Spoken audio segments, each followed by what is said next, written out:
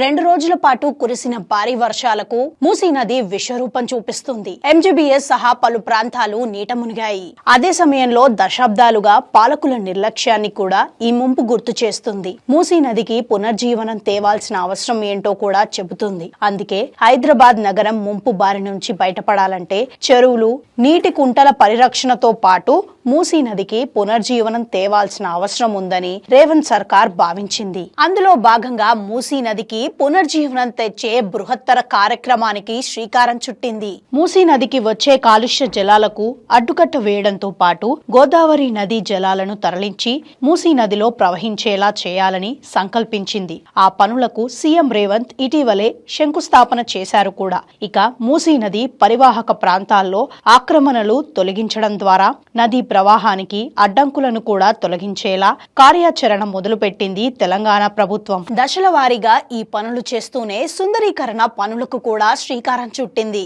అందులో భాగంగా త్రివేణి సంగమం వద్ద బాపు ఘాట్ నిర్మించడంతో పాటు గాంధీ సరోవర్, గేట్వే ఆఫ్ హైదరాబాద్ నిర్మాణాలకి కూడా ప్రణాళిక వేసింది రేవంత్ సర్కార్. ఈ మేరకు కేంద్ర ప్రభుత్వానికి నివేదిక పంపింది. సీఎం రేవంత్ రెడ్డి పలుమార్లు కేంద్ర ప్రభుత్వంతో చర్చలు జరిపారు.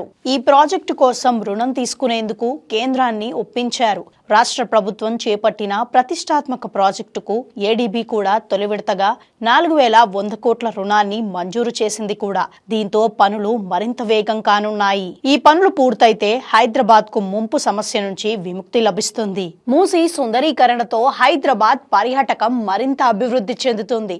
అదే సమయంలో హైదరాబాద్ ప్రతిష్ట కూడా పెరుగుతుందని చెప్పవచ్చు.